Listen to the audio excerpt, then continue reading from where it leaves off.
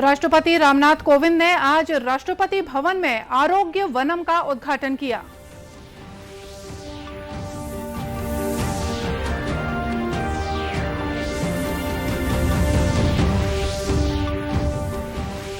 प्रधानमंत्री ने यूक्रेन में फंसे भारतीयों को वापस लाने के लिए ऑपरेशन गंगा के अंतर्गत चलाए जा रहे प्रयासों की समीक्षा की।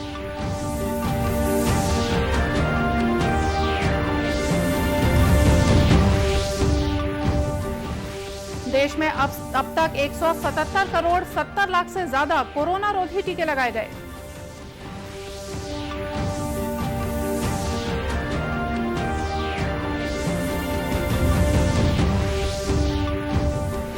और महाशिवरात्रि आज देश भर में पारंपरिक श्रद्धा और उल्लास के साथ मनाई जा रही है।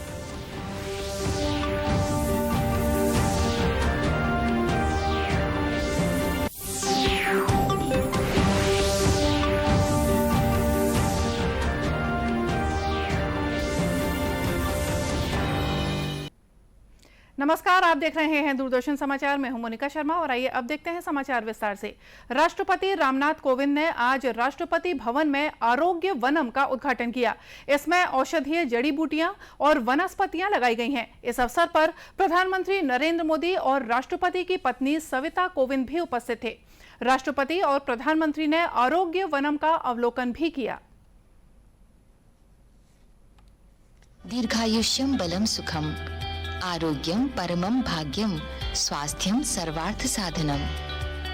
आरोग्य ही भाग्य है और स्वास्थ्य ही साधन, यानी स्वास्थ्य ही सब कुछ है। परंपरागत चिकित्सा पद्धति में कई वनस्पति ऐसे हैं जिनके अंदर औषधीय गुण हैं। रायसीना हिल स्थित राष्ट्रपति भवन आयुर्वेद में वर्णित कई वनस्पतियों को सहेजे हुए है। यहाँ 6.6 एकड़ में एक आरोग्य वन विकसित किया गया है। इसमें कुल 215 ऐसे फूल पौधों को जगह दी गई जो कि आयुर्वेद चिकित्सा पद्धति के मुताबिक रोग नाशक गुण रखते हैं। इनमें कई दुर्लभ वनस्पति हैं, तो कई ऐसे भी हैं जिनका हम सामान्य तौर पर घरों में रोजाना इस्तेमाल करते हैं।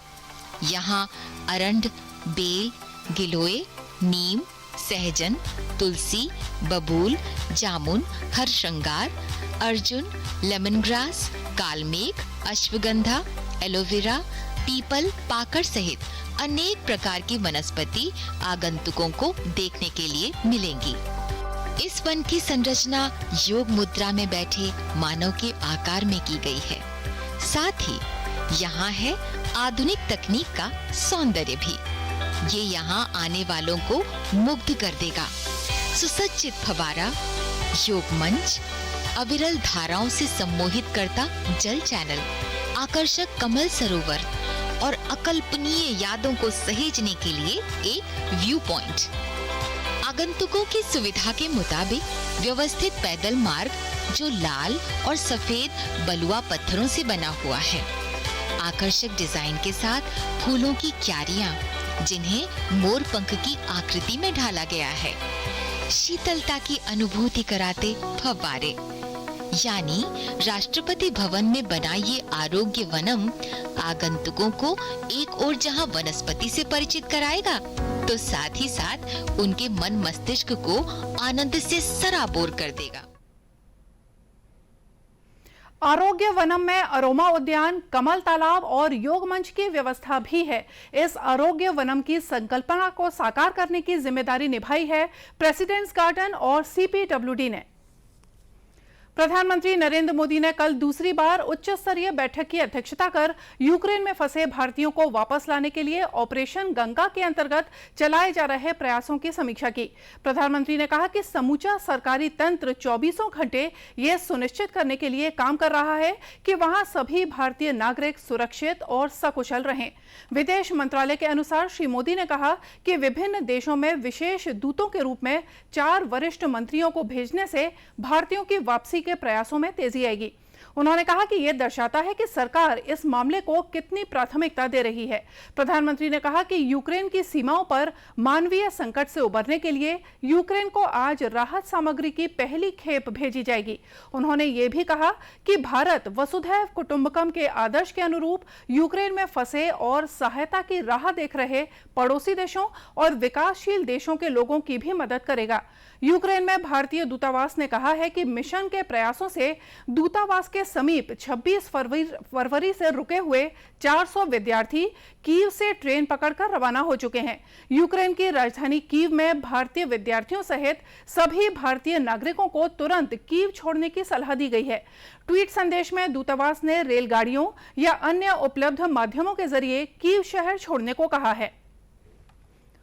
ऑपरेशन गंगा के अंतर्गत 7वीं उड़ान 182 भारतीय नागरिकों को लेकर आज सवेरे मुंबई पहुंच गई। केंद्रीय मंत्री नारायण राणे ने छत्रपति शिवाजी अंतर्राष्ट्रीय हवाई अड्डे पर यात्रियों का स्वागत किया। ऑपरेशन गंगा के अंतर्गत अब तक 1400 से ज्यादा भारतीय छात्रों को युद्धग्रस्त यूक्रेन से बाहर निकाला जा चुका है। ऑपरेशन गंगा के तहत भारतीय नागरिकों के इवैक्यूएशन के प्रयासों को और स्केल अप करने के लिए प्रधानमंत्री ने भारतीय वायुसेना को भी इस ऑपरेशन से जुड़ने के लिए कहा है। राष्ट्रव्यापी कोविड टीकाकरण अभियान के अंतर्गत देश में अब तक 177 करोड़ 70 लाख से ज्यादा टीके लगाए जा चुके हैं। इधर छत्तीसगढ़ में भी कोरोना से बचाव के लिए टीकाकरण अभियान जोर शोर से जारी है। प्रदेश में अब तक 3 करोड़ 79 लाख 40 हजार से ज्यादा कोरोना रोधी टीके लगाए गए हैं। इनमें 2 करोड़ 8 लाख 47 हजार से ज्यादा लोगों को टीके की पहली खुराक और 1 करोड़ 67 लाख 21 हजार से ज्यादा लोगों को टीके की दोनों खुराकें दी गई हैं। वहीं 3,72,706 लोगों को बूस्टर डोज भी लगाई गई है। इस बीच प्रदेश की पॉजिटिविटी दर 0.41% है। प्रदेश में कल 37 व्यक्ति कोरोना संक्रमित पाए गए हैं। वर्तमान में 1,397 मरीजों का इलाज विभिन्न अस्पतालों या होम आइसोलेशन में चल रहा है। इसी तरह देश में इस समय कोविड से संक्रमण मुक्त होने की दर 98.59% है। आजादी का अमृत महोत्सव के तहत केंद्रीय सूचना और प्रसारण मंत्रालय के क्षेत्रीय लोक संपर्क कार्यालय बिलासपुर द्वारा तखतपुर विकासखंड के ग्राम पोड़ी स्थित शासकीय उच्चतर माध्यमिक विद्यालय प्रांगण में 1 दिवसीय समेकिल लोक संपर्क कार्यक्रम का आयोजन किया गया। इस अवसर पर कार्यक्रम के मुख्य अतिथि सीआरपीएफ के डीआईजी एलएन मिश्रा ने कहा कि जन जन की सहभागिता से देश को आजादी मिली है।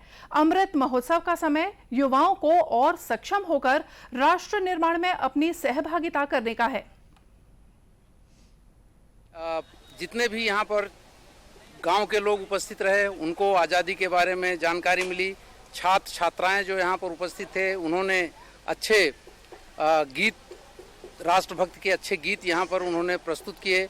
इससे इस तरह के कार्यक्रमों से प्रायः लोगों के बारे में जानकारी बढ़ती, आज़ादी के बारे में जानकारी लोगों को मिलती है, बढ़ती है और लोगों का और राष्ट्र के प्रति रुझान, देश के प्रति उनकी देशभक्ति और उत्साह जो है उनका उत्साहवर्धन होता है। और कार्यक्रम के विशिष्ट अतिथि डाक अधीक्षक एचआर साहू ने आजादी का अमृत महोत्सव के तहत भारतीय डाक द्वारा चलाई जा रही विभिन्न योजनाओं के बारे में जानकारी दी। कार्यक्रम में 16 सुकन्या खाता एवं 13 श्रम कार्ड बनाए हैं। इसी प्रकार अन्य भी सेवा भी प्राप्त हुआ है, जैसे कि एपीएस है, सीएलसी आधार अपडेशन है। आधार अपडेशन जो है 14 मिला है। समेकित लोक संपर्क कार्यक्रम के तहत चित्रकला, प्रश्न मंच, निबंध, रंगोली, फैंसी ड्रेस, कुर्सी दौड़ और देशभक्ति गीत गायन प्रतियोगिता का आयोजन किया गया। इन प्रतियोगिताओं में 189 प्रतिभागियों ने हिस्सा लिया। इनमें से श्रेष्ठ प्रदर्शन करने वाले प्रतिभागियों को पुरस्कृत भी किया गया। इस दौरान लोक कलाकारों ने सांस्कृतिक कार्यक्रम भी प्रस्तुत किए। कार्यक्रम की अध्यक्षता डीपी विप्र महाविद्यालय की प्राचार्य प्रोफेसर अंजू शुक्ला ने की। महाशिवरात्रि आज देश भर में पारंपरिक श्रद्धा और उल्लास के साथ मनाई जा रही है। इस अवसर पर श्रद्धालु मंदिरों में भगवान शिव की पूजा अर्चना कर रहे हैं। छत्तीसगढ़ में भी महाशिवरात्रि के अवसर पर मंदिरों में श्रद्धालु पहुंच रहे हैं और भगवान शिव का जलाभिषेक और दुग्धाभिषेक कर पूजा अर्चना कर रहे हैं। शिव मंदिरों में सुबह से ही श्रद्धालुओं का तांता लगा रहा। इस अवसर पर श्रद्धालुओं ने नदी में डुबकी भी लगाई। महाशिवरात्रि के अवसर पर छत्तीसगढ़ के प्रयागराज के नाम से प्रसिद्ध राजिम के माघी पुन्नी मेले में शाही स्नान संपन्न हो गया है। नागा साधुओं ने शाही स्नान में हिस्सा लिया। नागा साधुओं ने शीर्ष यात्रा निकाली जो नगर भ्रमण के बाद शाही कुंड पहुंची। नागा साधुओं ने महाशिवरात्रि पर्व और शाही स्नान के महत्व के बारे में जानकारी दी। अर्थात आज के दिने अपने भोले बाबा मस्ती करके भूत प्रेत के लेके उनका शादी का बारात आए थे, तो हम भूत प्रेत यही है। हमारा भोलेनाथ का शादी है तो हम तो नाचेंगे ही है। और इसके पहले त्रिवेणी संगम पर स्थित कुलेश्वर महादेव मंदिर में भगवान शिव के दर्शन के लिए सुबह से ही श्रद्धालुओं की भीड़ लगी रही। राज्य में 14 दिनों से चल रहे माघी पुन्नी मेले का भी आज समापन होगा।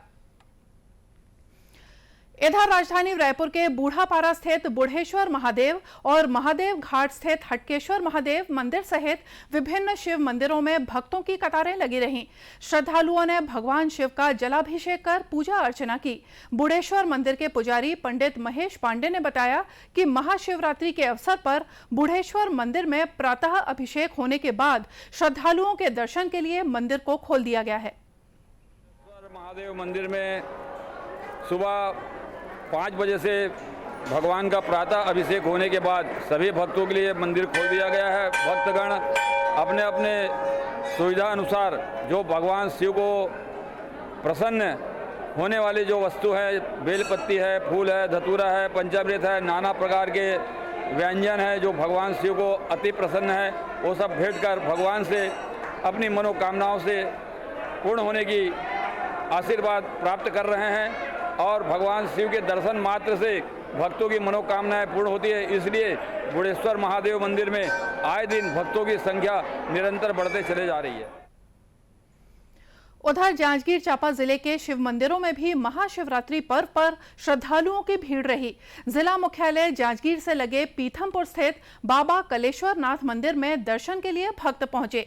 खरौद के लक्ष्मणेश्वर मंदिर, नवागढ़ के लिंगेश्वर महादेव और तुर्री के शिव मंदिर में भी शिव भक्तों का तांता लगा हुआ है। श्रद्धालुओं का कहना है कि ये मान्यता है कि भगवान शिव के दर्शन करने से हर मनोकामना पूरी होती है।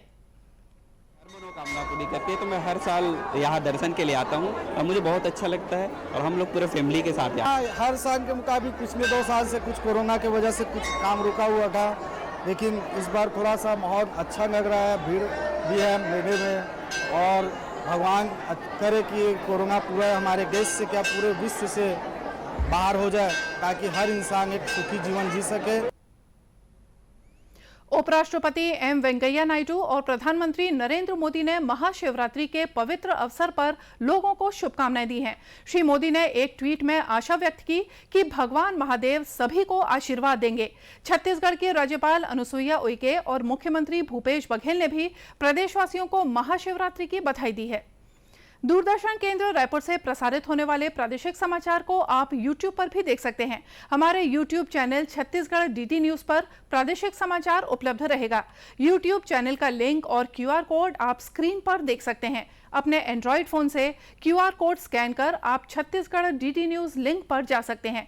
इसके अलावा छत्तीसगढ़ DD न्यूज फेसबुक और ट्विटर पर भी उपलब्ध है। और आइए देखते हैं अंत में मुख्य समाचार एक बार फिर से। राष्ट्रपति रामनाथ कोविंद ने आज राष्ट्रपति भवन में आरोग्य वनम का उद्घाटन किया।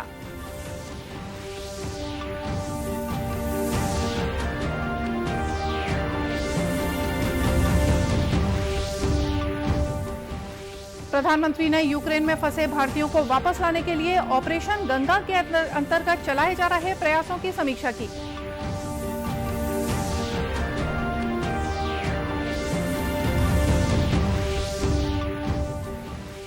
देश में अब तक 177 करोड़ 70 लाख से ज्यादा कोरोना रोधी टीके लगाए गए।